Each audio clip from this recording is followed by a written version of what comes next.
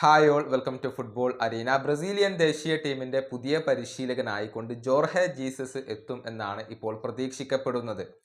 Carlo ആഞ്ചലോട്ടിയെ കൊണ്ടുവരാൻ CBFന് താല്പര്യമുണ്ടായിരുന്നു. പക്ഷേ July മാസത്തിന് ശേഷം മാത്രമായിരിക്കും കാർലോ ആഞ്ചലോട്ടി ലഭ്യമാവുക. അതുകൊണ്ട് തന്നെയാണ് ജോർഹെ ജീസസിലേക്ക് ഇപ്പോൾ CBF തങ്ങളുടെ ശ്രദ്ധ നൽകിയിട്ടുള്ളത്. ഇതുമായി ബന്ധപ്പെട്ട ഒരു റിപ്പോർട്ട് ഗ്ലോബോ ഇപ്പോൾ പ്രസിദ്ധീകരിച്ചിട്ടുണ്ട്.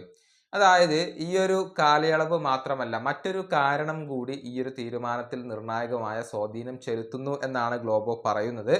കാർലോ ആഞ്ചലോട്ടിക്ക് ചിലവേറെയാണ്. അത് വെച്ച് നോക്കുമ്പോൾ ജോർഹെ ജീസസിന് ചിലവ് കുറവാണ്. അതുകൊണ്ടാണ് CBF ഇത്തരത്തിലുള്ള ഒരു തീരുമാനം എടുത്തത് എന്നതുകൂടി അവർ റിപ്പോർട്ട് ചെയ്യുന്നുണ്ട്. അതായത് ഒരു വർഷത്തിന് ഏകദേശം 8 മില്യൺ യൂറോയാണ് കാർലോ ആഞ്ചലോട്ടിയുടെ ഒരു സാലറി ആയിക്കൊണ്ട് വരിക. എന്നാൽ ഇത് നൽകാൻ CBF തയ്യാറല്ല.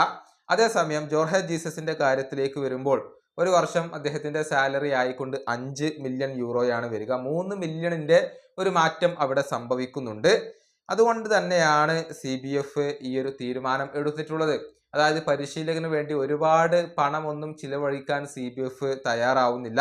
എഡ്നാൾഡോ റോഡ്രിഗസിന് അതിന് താല്പര്യമില്ല. അതുകൊണ്ടാണ് കാർലോ ആഞ്ചലോട്ടിയേക്കാൾ കൂടുതൽ ഇപ്പോൾ ജോർഹെ ജീസസിന് മുൻഗണന നൽകുന്നത് എന്ന കാര്യം കൂടി ഇപ്പോൾ ഇവർ റിപ്പോർട്ട് ചെയ്തിട്ടുണ്ട്. ഗ്ലോബോയാണ് ഇക്കാര്യം റിപ്പോർട്ട് ചെയ്തിട്ടുള്ളത്.